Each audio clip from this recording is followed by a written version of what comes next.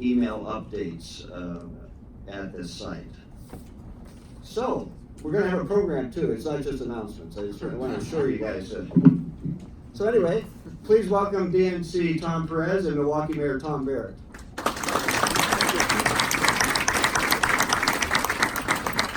So it's the Tom and Tom show. Exactly.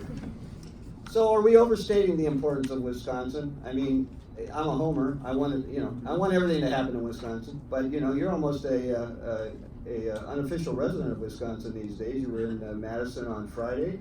Your daughter goes to UW-Madison. So didn't see her though, because it's a Friday night. Oh. Sorry, Dad. Yeah, exactly. So are we overstating the importance of Wisconsin? No, I think Wisconsin is a ground zero in our roadmap to victory. People ask, why did you choose Wisconsin? Why did you choose Milwaukee in particular? We had three remarkable opportunities. We had, frankly, an embarrassment of riches. Miami and Houston submitted great bids. And we were in Houston last week for the debate. We had the first presidential debate in Miami. Great cities. And we're competing there, obviously. There are many pathways to 270. I think the most linear pathway is to replicate in 2020 what we did in 2018, which is we ran the table in Wisconsin, we ran the table in Michigan, we ran the table in Pennsylvania in all the statewide races. And we didn't do that by accident. We did that by organizing early, organizing everywhere, and organizing with partners. The Wisconsin Democratic Party was incredibly important, and we're proud to have supported them under the leadership. Martha Lanning then, Ben Wickler now. I was with Ben last Friday after our event in Madison. And here's the reality. We won Wisconsin in 2018 by organizing everywhere. When you actually disaggregate the votes, Scott Walker had 166,000 vote loss from 2014 to 2018. And Milwaukee and Madison were absolutely critically important in that. Milwaukee and Madison were roughly a quarter of that delta. And so when you disaggregate the data, in towns that were municipalities less than 1,000, Scott Walker increased his margin of victory from 14 to 18. In in towns greater than 1,000, if you go 1,000 to 2,000, you go 2,000 to 10,000, north of 50,000, in every other demographic, numbers demographic that is, Democrats did better. In other words, when you organize everywhere and compete everywhere, our message can resonate everywhere. And that's what we did. And I don't know how many more New York Times articles there are going to be about ground zero in Wisconsin or Washington Post. And while the choice of a city for a convention doesn't guarantee success in that convention, it gives you an opportunity to really articulate your values as a party. And as I said the day we were at Fiserv, Milwaukee generally, Wisconsin in particular, I think embody what we are as Democrats. Milwaukee is a majority-minority city, and we're the party of diversity. Milwaukee's a union town, and we're the party of the labor movement. Milwaukee and Wisconsin are states, areas that value higher education, and the Democratic Party has been the party that's fought for higher education. Milwaukee's taken a few punches in the gut, and the American people have taken a few punches in the gut, and we're resilient. And so I'm excited about being there. We're doing things differently than we've done in past conventions as well. It's not simply a party for 4 nights. It's an organizing opportunity. Joe Salmonese, who is there he is over there, is on the ground. We've got a great team. Liz Gilbert as well on the ground, and we're engaging communities across the state. And so I'm excited to have the convention there. I'm excited that we will be spotlighting Milwaukee. I'm very appreciative to AT&T for all of their help. If I could say one more thing that I just learned 15 minutes ago in talking to the AT&T team, the event that you think is the biggest challenge for people with cell phones is the Super Bowl, and that is the case with one exception. Every 4 years, the Democratic National Convention, what did you say, it was 5 to 10 times? So 5 to 10 times the size of the demand of the Super Bowl. I'm still processing that data point. And you know what? With Fiserv and with AT&T, we'll be ready for it. And it'll be great. You know, I met with some folks at the chamber when you were making your presentation. And one of the things that I remember from that first meeting was, you know, there were Republicans and Democrats in the room. And everybody was behind the bid. This was a civic venture. This is an opportunity for the world to see what you already know, which is that Milwaukee and the great state of Wisconsin are remarkable places. And so that's why I'm excited to be there, and I'm excited to have the DNC secretary, Jason Ray, Milwaukee resident. He will be the person when they take the role and we announce the nominee. The guy that'll be doing that will be Jason Ray, right there, Milwaukee's resident. All right, Jason got a shot. That's it. Okay, Mr. Mayor, are we overstating the importance of Milwaukee and Wisconsin in the presidential election in 2020? No, in fact, I think Tom understates it. No. I think he's spot on. And I want to say something about Chairman Perez here. You heard him give an explanation of Wisconsin politics, unlike any explanation that you hear a national chairman give. He can do this in other states. That's what's so remarkable, that he has the ability and the knowledge to get down to what we need to do. So when he talks about Pennsylvania, or he talks about Michigan, or he talks about Wisconsin, that'll tell you how engaged he is and how mission-driven he is. And I think for people who care about this, it's important to have a leader who understands what the stakes are, but more importantly, understands what needs to be done. In terms of Milwaukee and Wisconsin, I don't think you're understating it. All you have to do is look at the margins from 2016. And I'll say, as I was reading all the articles in the last election, 2016, and they always had Milwaukee, or they had Wisconsin as this blue state, this blue state, this blue state, I kept looking at that and thinking, this is not a slam dunk. This is not a slam dunk at all. When you look at the margins that the Democrats had won, yes, they had won it consecutively for several decades, but oftentimes it was maybe 1% or 2%. And so how anybody could just assume, because you won it by 1% 4 years ago, or 8 years ago, or 12 years ago, that you were going to win it this time, was a mistake. And clearly it was a mistake, because I think it was a lost opportunity in 2016. I don't think you're going to see that. In fact, I know you're not going to see that in 2020. And I think both parties recognize the stakes in Wisconsin, and the linear math that Tom talks about, it involves Wisconsin. There's no question that linear math involves Wisconsin. You know, to put a finer point on what Tom just said, just so you know, Mitt Romney in 2012 got more votes in Wisconsin than Donald Trump got in 2016. Mitt Romney in 2012 got more votes in Wisconsin than Donald Trump in 2016. We lost Wisconsin because we had Obama stay at home. We had Obama, Jill Stein. If just the Jill Stein voters had been for Secretary Clinton, that would have been enough to cover the 21,000 plus delta. Same thing with the stay at home. So, I mean, that's something I think about every single day. We can't leave votes on the table. Okay, well, you know, speaking of that, I mean, a lot of that fall off was in Milwaukee. So how does the convention in Milwaukee translate to that population that didn't come vote, that stayed at home? I think you have to make it real for all parts of Milwaukee. And I could see that in Milwaukee, in the two Obama elections, without a doubt, he was able to create a lot of enthusiasm in the African American community, obviously. That dissipated horribly, I think, for Hillary Clinton. It just wasn't there. I think that there is still a desire to have engagement from the Democratic Party in the minority community, when I say the African American community and the Hispanic community as well.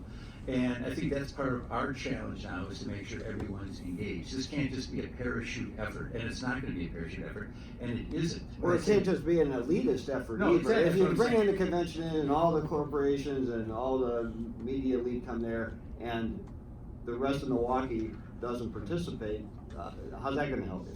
Right, but the challenge also is, and I've tried to be very realistic, because there's expectations. People throw out the number $200 million is going to have a $200 million economic impact. There's sort of a natural reaction, well, I just want $1 million. And it doesn't work that way. It doesn't work that way. So we are working, and we have a team on the host committee. There is a team that is tasked with, and this is integral to the effort of making sure that there are vendors, making sure there are suppliers that come from the community, and that's very, very important. Yeah, and the answer to your question didn't start with the choice of the convention in Milwaukee. The answer to your question started in 2017 when we made a commitment to organizing in every zip code. And we dramatically increased our investment, not only in Wisconsin, but in all state parties. And as a result of that, we saw a lot of these remarkable statewide victories in 2018. We were organizing in 2017. We were investing in races not only in Milwaukee, but Patty Schachter in Western Wisconsin. We were investing in the Rebecca Dallett Supreme Court race.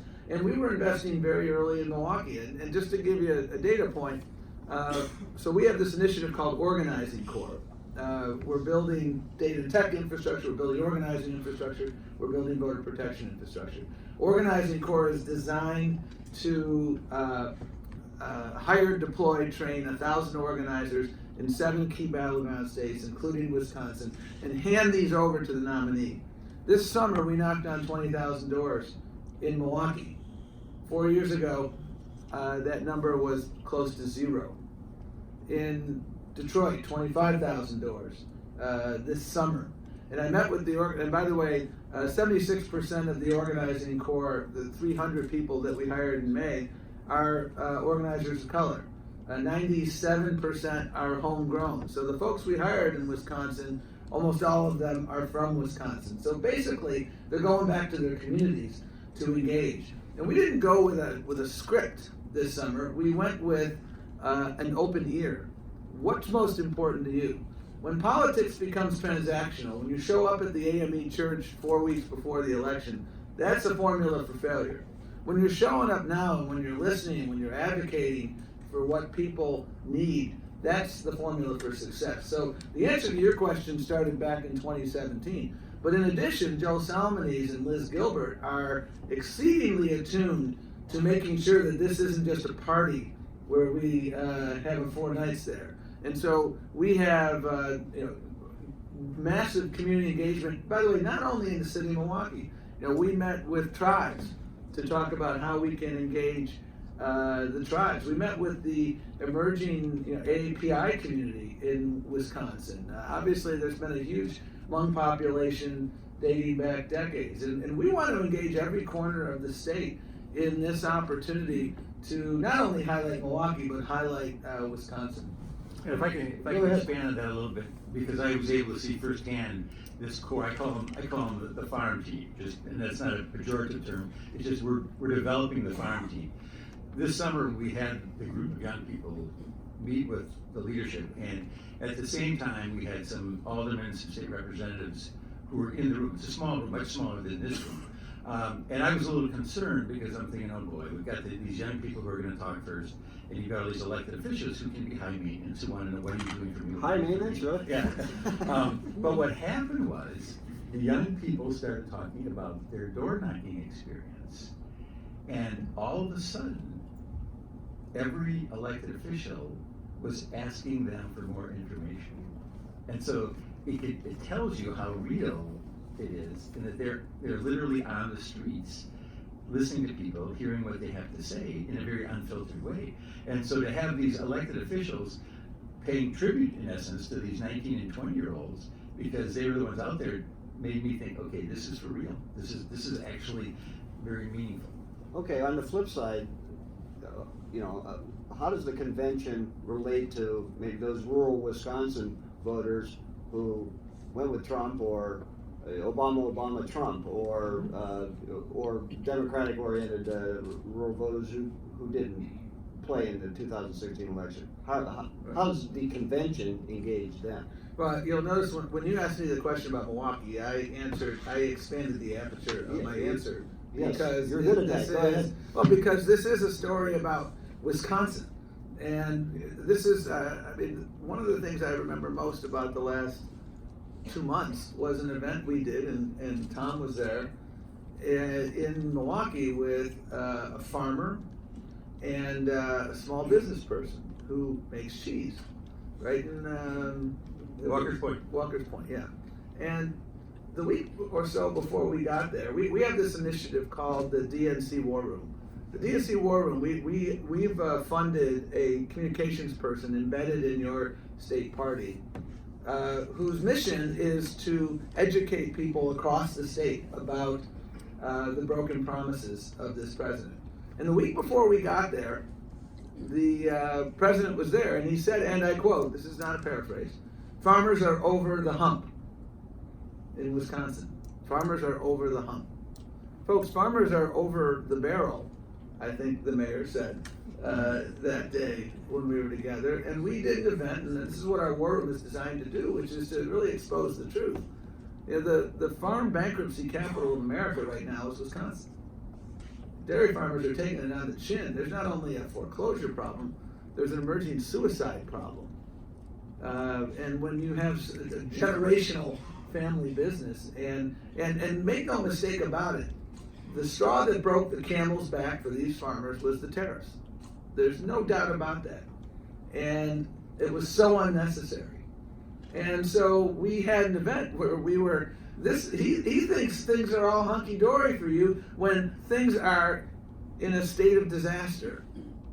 And so I bring this up in connection with your question because we're telling the story of not simply the challenges and opportunities and resilience of Milwaukee, but the entire state. We are telling the story. People in pre-existing conditions are Republican, Democrat, Independent. They live in rural, urban, ex-urban Wisconsin. They're white and non-white, and they're struggling. And when you don't expand Medicaid and you got 90,000 people who could benefit from it, I'll tell you, in Pennsylvania, when they expanded Medicaid, some of the biggest beneficiaries were people in rural Pennsylvania struggling with opioid addiction. But you have a governor and a president, you have a former governor now and a president who were turning their back on the rural parts of the state. And that's why I said what I said at the outset. Yes, Milwaukee and Madison were critical to our success in 2018. We would not have won this state without doing better across the state. And that's the story we're telling, is the story of a Democratic Party that's organizing in every zip code. And we're going to use our digital engagement that we're doing across the state to tell the story of farmers, to tell the story of what's happening in La Crosse, to tell the story of what's happening in Milwaukee, and then to tell the story of what's happening in Merrimack County as well. Okay, so hotels. This is always comes up at any convention city, but some people are upset that some of the delegates will be staying in Illinois. Let me jump in on this. Okay. To quote Aaron Rodgers season and a half ago. Yes. Relax. Relax. This is going to work out just fine. And if there's anybody here who's going to be coming to the convention, and I invite you all to come, you're going to be able to get a hotel room. And what we tried to do, not surprisingly, is to have the hotels in cluster areas so that they could be together. Now, this is also extremely consistent with what I've been saying for years as mayor, and that is that Chicago is one of our finest suburbs. Because it's an hour and a half to the loop. But what we're talking about is northern Illinois primarily, for the delegations that are gonna stay there. And I've taken that ride when I just a flight in Milwaukee to get to O'Hare, and you're there under an hour. Now, that's when you've got security driving. Yeah, I was going to say that. Depends on how fast you drive. Right. But it's going to work out just fine. It is going to work out just fine. And I've been to many conventions where you're in a bus for an hour. I mean, it's the nature of the beast. So I am in no way concerned about this. I don't think anybody should be concerned at all, certainly. And if somebody needs a room, they should just call you. Yeah, I've got a big backyard. But a Weber grill. Yeah. I think now for the delegates, the difference is, because I've been a delegate too, I think it's fair to say that every delegate would like to stay a block and a half away, have a jacuzzi, and have free breakfast. those are the things that are priorities. And so not everybody's going to stay a block and a half away. And you realize this when you get there that, oh, I'm not the most important person here, but I'm still very, very important. But I think it's been a little overstated. Everything's going to work out fine. That's from my perspective. And again, I keep looking at Joe Salmonese. Joe has been working tirelessly with the mayor's team and others, and we're actually roughly 6 months ahead of schedule in the assignment of hotels to all the delegates. Usually it happens 4 months or so before the convention. They've already been assigned. And Joe worked very carefully with all the teams. You know, you could be in Valley Forge, Pennsylvania, and go to Philadelphia. Valley Forge is, I think, 28 miles or 30 miles from Philadelphia. And anyone that stayed in Valley Forge in 2016, that was a 90-minute drive. 70 minutes from Rosemont to downtown Milwaukee. That's the longest distance that you will have to go. And Joe has really, along with the mayor's team and you know, the folks in Milwaukee, I think, done a really good job of making sure that everybody understands the rules of engagement. So I'm excited. I mean, anyone who's been to conventions understands. You know, Denver, Charlotte, I mean, Boston. I mean, people in Boston were staying in Western Massachusetts, and so, you know, that's the reality. The beauty of Milwaukee is that there's so much collaboration between all the law enforcement. So folks who are staying in Rosemont will have, they won't have, you know, his security detail, but they're going to have buses and dedicated access. So when you say 70 minutes, it's actually going to be 70 minutes. It's not going to be, you know, 2 hours or even 90 minutes. So plus there's the Amtrak line, I suppose, if somebody wants to. They won't need to be doing that because they're going to be much farther north of there. But again, back to Philadelphia, I stayed in the heart of the city, and I swear to God, when we first went to the arena, I said to my wife, I said, I feel like we'll get an Uber ride. I just got a tour of the East Coast because it took us that long to get there, and it wasn't that far away. And so this is something that happens every convention, and I think conventioners realize that this is, you're not coming to be a 2-minute walk as much as you like in your fantasy to have a 2-minute walk. So the Wisconsin primary is going to be in April, and you're staging debates around the country. Are there going to be any debates in Wisconsin? We're focused on where we're going to be in November and December right now, so we don't work that far ahead, and so the answer is I don't know, because we have been again focused now, but we're also trying to make sure we're giving opportunities across the country in key battleground areas. It's not a coincidence that our first debate was in Florida. People, you might wonder, why'd you do Texas? The most recent poll I saw from Quinnipiac, 47% of Texans said they're going to vote for the Democratic nominee, 42% said they're going to vote for Trump. And the remainder were undecided. Texas is increasingly becoming a battleground because his policies have wreaked such havoc. They are 50th in the country on all sorts of metrics that you don't want to be 50th in. You know, like children's uninsurance, education, etc. People understand that power corrupts, and so we want to make sure we're getting all over the country with the debate opportunities, because again, we use the debates. We did 12 events in Detroit, a similar amount in Miami, 8 or 9 in Texas. So these are organizing. These are organizing events. We're getting a convention, Jeff. Don't worry about a debate. Okay, just relax on that. So I appreciate your advocating for it. Let's allow some other states in on this. You're in the national election. I see no reason to do that, but that's okay. Well, how are these debates playing, do you think? I mean, you're at least down to one night. So, but how do you think that's playing with, not the hardcore Democratic voter even, how do you think that's playing for your swing voter? Well, I think, you know, our debates have been about issues. You know, there hasn't been one discussion about hand size. And you look at what the Republicans were doing in their debates. Yeah, I thought Jerry Springer was going to become one of the nominators.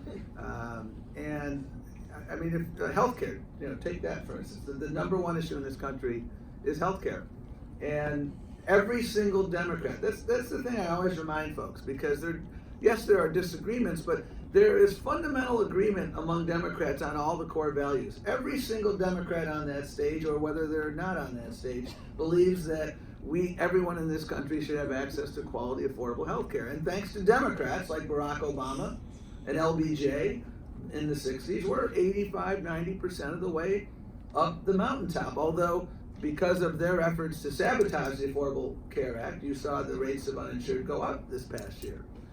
We're having a discussion about how you get from where we are now to the mountaintop. The other side wants to take us to the bottom of the mountain. So if you believe that the best pathway to the mountaintop is to have Medicare for all, you have a number of candidates who support that. If you believe that the best pathway is to work off the Affordable Care Act and strengthen it and expand it, you have a number of candidates who support that pathway. Every candidate wants to ensure if you have a pre-existing condition, you can keep your coverage. And every candidate is going to take on the pharmaceutical industry so we can lower the cost of prescription drugs. So what I like about what we're talking about is we're focused on the issues that matter most. And we're not allowing the master of distraction to be the order of the day. I think these debates and this field is very healthy for democracy. I think it's healthy for the ultimate Democrat nominee. And all you have to do is look back 4 years where you had the opposite, where you had all the Republican candidates. And you can all remember all those Republicans standing on stage and a lot of people talking about how bad that was from a Republican standpoint, that there were all these candidates. I think what happens when you have a multi-candidate field is more attention is paid to that, and the messages become louder because you have more people delivering the message. The exact same thing happened in Wisconsin with the last gubernatorial race, where you had a lot of Democratic candidates, and they're all out there pounding away throughout the state. And so primaries are very, very good, particularly for the party that's not in control. What I think is more interesting on the other side is I've never seen an attempt to actually eliminate primaries, and you can see what type of president we have when it doesn't seem that he's that interested in primaries when he's one of the participants in it, which I think is very dangerous for our country. So I know that you, Mr. Chair, cannot endorse. Will you be endorsing in the presidential? I'll be endorsing the Democratic candidate. That's so. But I'm the mayor of the whole city. I know. And I'll tell you what I'll do. Any of these candidates that come through, I would love to host them because I want them to feel at home in our city. Well, as long as they're in Iowa, they might as well come over. That's right. Okay. One thing I've observed, and I've had the privilege of traveling all over the country, is people have an acute situational awareness that this is unlike any election in their lifetime. And when I say people, I'm talking about both rank and file voters and the candidates themselves. And I've had the privilege of working with probably 80% of the folks running for president. And they have that appreciation. And I think we are having a spirited debate. And we need that. And I have a lot of people come up to me and say, can you make sure they're not attacking each other? And there have been no blows below the belt. There's been spirited discussion. If you're concerned about this, go watch the July 2007 debate. Barack Obama and Hillary Clinton. That was a prize fight. And you know what happened at the end of it? We all came together as Democrats. And the same thing is going to happen now. And I say to voters, date many people now. I mean, you can serially date multiple candidates. I predict you'll fall in love with multiple candidates. And then at the end of the day, we have to recognize that in order to govern, we must first win. And we can't allow the perfect to be the enemy of the very, very good. We've got some remarkable candidates here.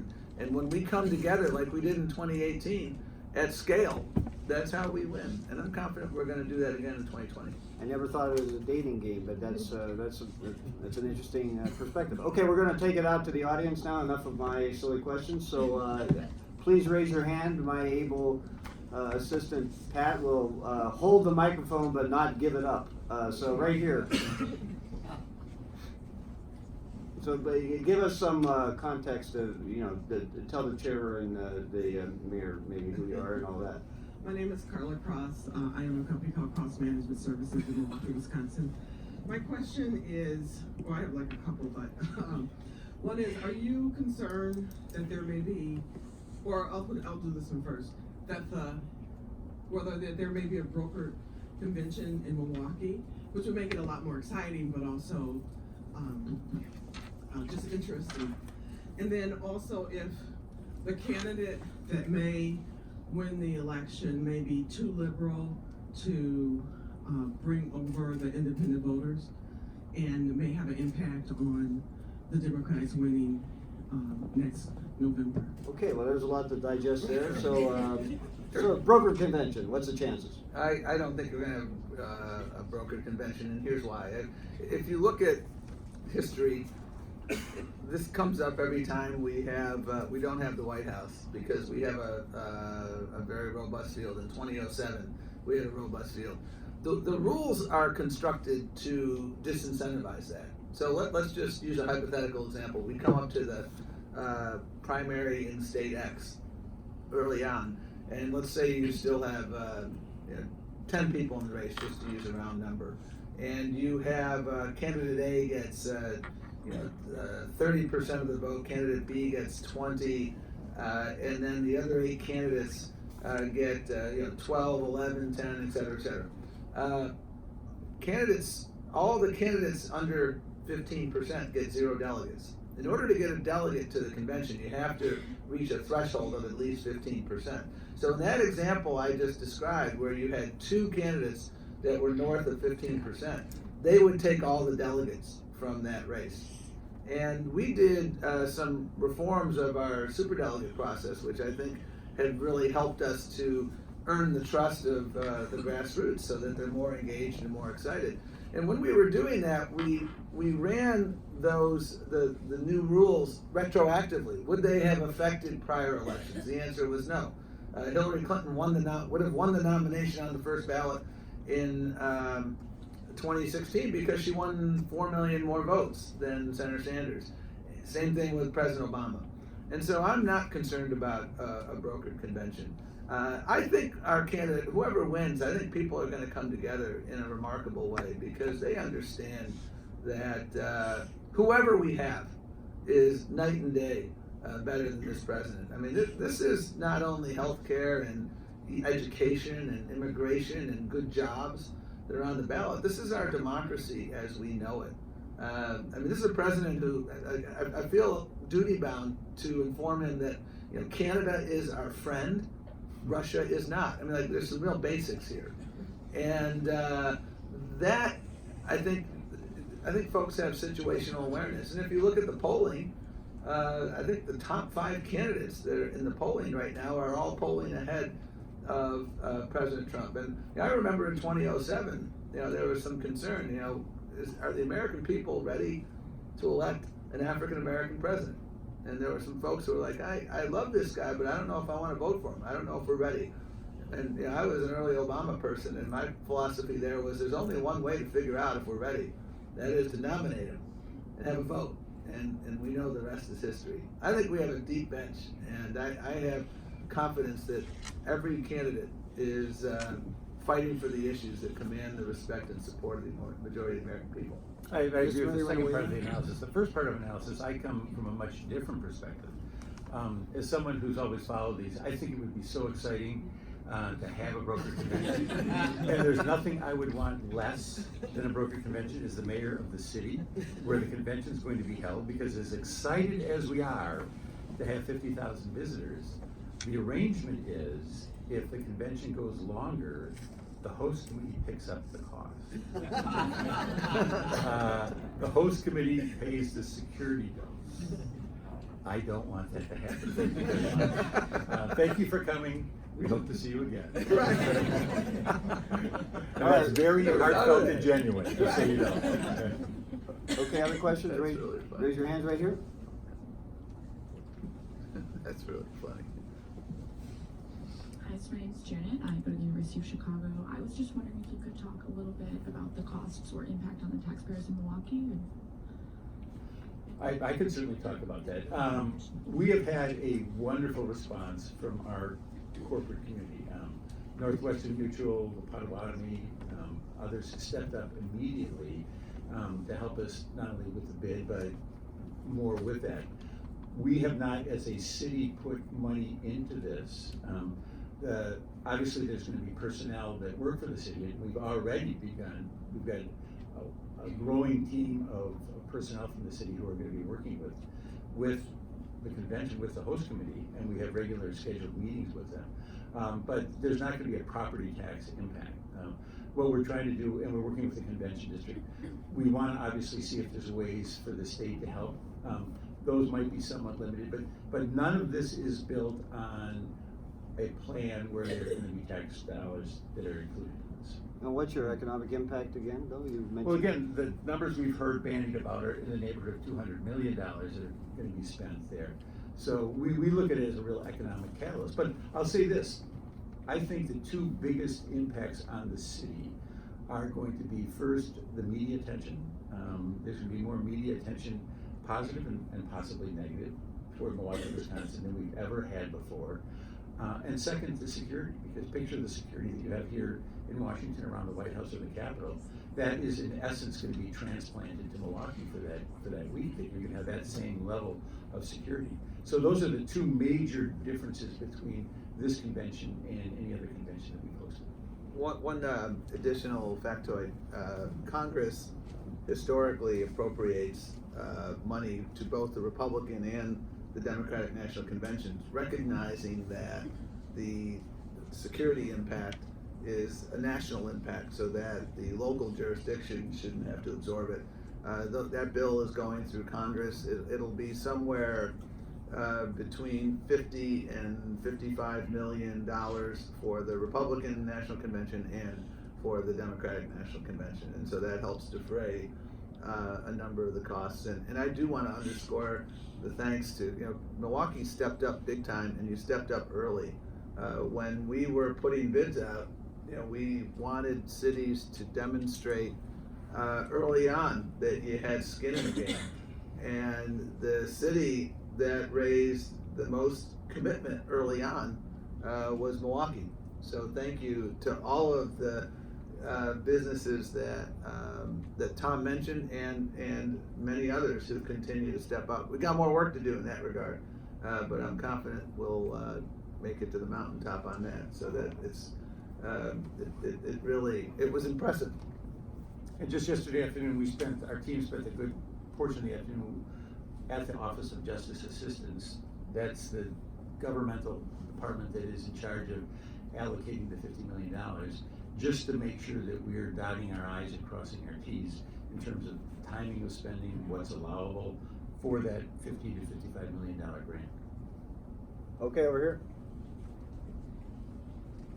I'm sorry. Are you gonna hold it? Good morning, Chairman Perez. Good morning. Good morning, Mayor Barrett. I'm Denise Thomas, a proud Milwaukee. Very happy to be here, and thank you for sharing such valuable information. Part of my mission every day is to make sure that people are building relationships through communication. And one of the biggest opportunities I'm seeing in Milwaukee as it relates to DNC is what are going to be some of the initiatives as it relates to cross-generational, cross-racial, because I hear a lot of conversations that seem to be siloed, like we're meeting with the African Americans, we're meeting with the Hispanic Americans, we're meeting with the LGBTQ. When are we going to start having some of those conversations together?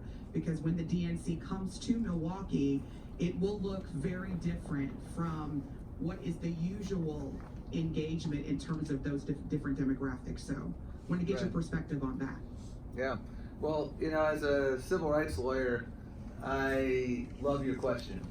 And the short answer is it's already begun. And when we've talked with Joe and with Liz Gilbert and with the mayor and with others, I've said this multiple times. This is not a 5-day party where we come into your city and take it over. This is an opportunity for engagement across communities to build one Milwaukee, to build one Wisconsin, to show who we are and what we're fighting for and what we stand for as a party, as a city, as a state, as a community. And people have, what's interesting about the situation in the aftermath of the choice of Milwaukee is that one thing I've learned is that a lot of people don't know much of anything about Milwaukee generally and Wisconsin in particular. You got a big university somewhere in Madison, and that's about it. They don't appreciate the rich tapestry of South Milwaukee. They don't appreciate the proud African American tradition. They don't appreciate the ethnic. You go to Summerfest every weekend, and there's another ethnic festival. And I think there's a tremendous opportunity, as your question implies, to connect all those dots and to build that remarkable quilt that I believe Wisconsin can be. And we would love to engage you in that process, because we've had some really interesting ideas. We've sat down and we've said, we want to do things differently. We want to build a bigger table. We want to engage folks who haven't been engaged in the past. And we've had some remarkably interesting ideas. I'll give you just one. Uber has been at the table, and Uber Eats. There's a bunch of folks that are going to be staying at a bunch of hotels, many of which are full service, some of which aren't. And this is a tremendous opportunity to engage minority restaurateurs in a partnership with Uber Eats to help feed people throughout the week. And so that's a small example, but an interesting example of how we can use this event to bring folks together. And I would love for you and Joe to connect, and for you to... Because I'm black and I'm a woman, I love to eat, so I think And you love to communicate. Yeah, no, but I mean, that's there've been sort of traditional measures of engagement from conventions, and we're trying to build new ones, and more granular measures of engagement. And that I bring that one up because I think I thought it was rather creative, and those are the things we want to do. So we're really looking forward to getting your input, and anyone in this room. That's one of the reasons I was excited to be here. This is our event collectively, and I want folks at the end of the day to not simply say this was cool for Milwaukee, but I understand who we are, and we are coming closer to that vision of truly being one community. Mr. Mayor, you want to weigh in on that? Well, as Tom was talking, I was thinking how excited I am about this, because everybody in this room should be proud of the fact that we're hosting this convention. It is truly a momentous event for us. And it is a way for us to tell our story as to who we are, but it's also to create our story as we move forward.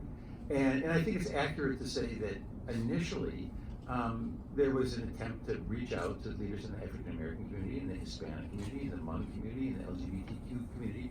And that was very much a sign of respect, and that was something that had to be done. But I couldn't agree with you more that this is not a silo event, and Milwaukee is not a silo city, and it shouldn't be. And that's one of our historic challenges, how we come together as a community, and that's one of the challenges for the state. It's one of the challenges for America.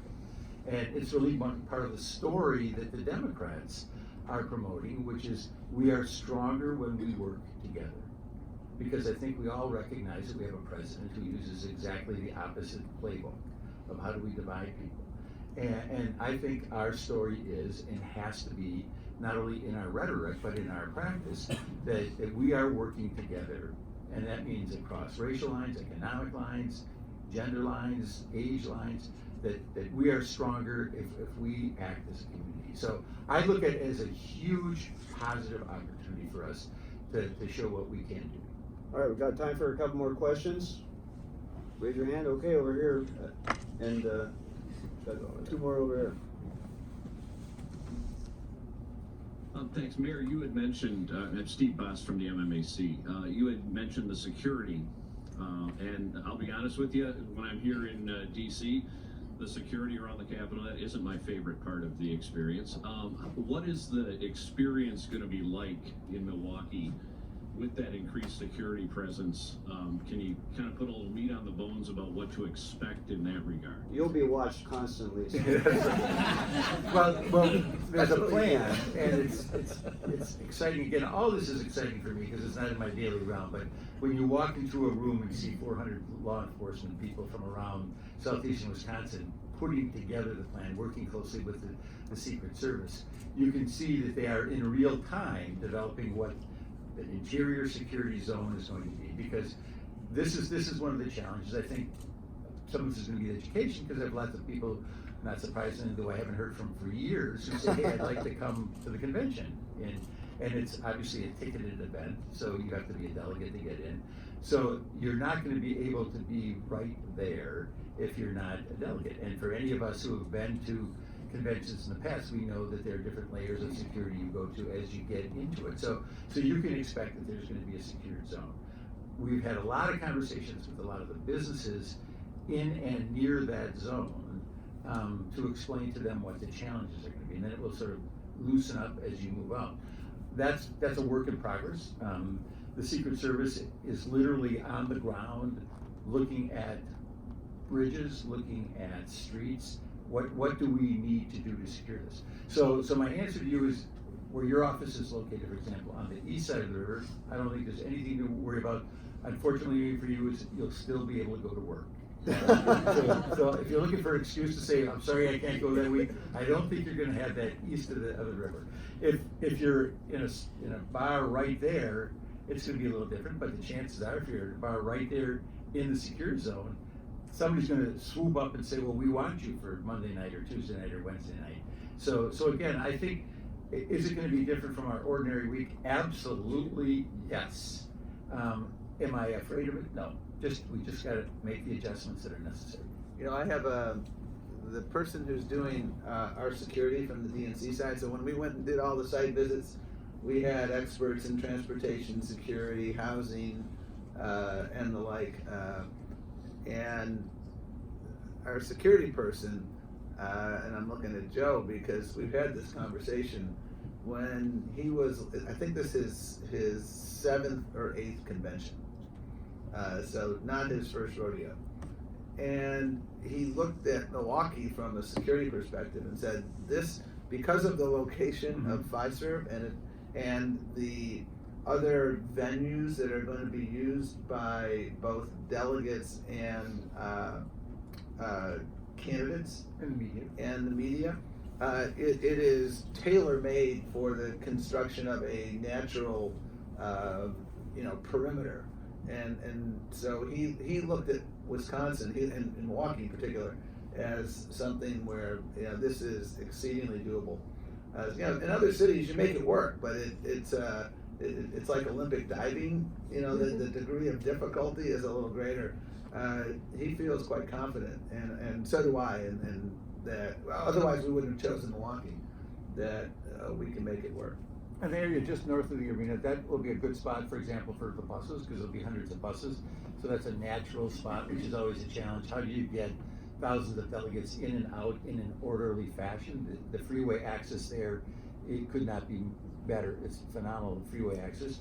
And then the site of the old Bradley Center, that, having cleared that, you've got that clear shot north-south from the Fiserv Forum to that open site to the Rita to the Convention Center. And those are all buildings that will be used in one fashion or another. So where's the media center going to be? Right next door. I'll let Yeah. Oh, thanks, Joe. Or is that just for me? Yeah. Okay. Joe, isn't it right next door? Oh, yeah. All right, another question over here. Hi, I'm Delilah Cutler. I go to the University of Wisconsin-Madison. So I think we're all very aware of how important the young vote is in this upcoming election. And I know specifically Madison and Milwaukee have a lot of voting initiatives on campus. And just the pure fact that Trump won Wisconsin by less than the population of UW was really hard hitting for me. How are we going to engage the rest of the students in the state?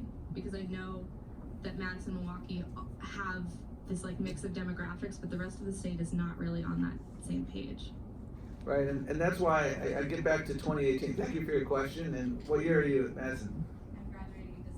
I'm graduating in December. Oh, congratulations. That's awesome. I think they're playing Michigan this weekend. No. Yeah, right. Even on Saturday, yeah. Okay. Getting back to 2018, you know, I think a key to our success was organizing everywhere. And that, my daughter used to be part of it. She turned 18 on November 9th, 2016. She was a freshman living in Celery at the time. And she, you know, was part of the Wisconsin Dems, and they were going all over the state. I remember they had a big meeting, I think it was in La Crosse. And you fast forward to 2018, and the success around the state. What was really interesting is the number of cities where we really moved the needle. You know, in Green Bay, we moved the needle. In western parts of the state, we moved the needle. The key to success is we've got to organize everywhere. And frankly, you know, you asked a question before about rural engagement. We did a lousy job of rural engagement for a while. I did an event with Senator Bewley in you know, the northwest corner of the state. Used to be seat held by a guy you all know, Dave Obey. Now it's a seat that's going to be open because he just stepped down. And I had a guy come up. He was a doctor. He drove 3 hours to our event. We thought we'd have 50 people at this event. We had like 200 people who showed up.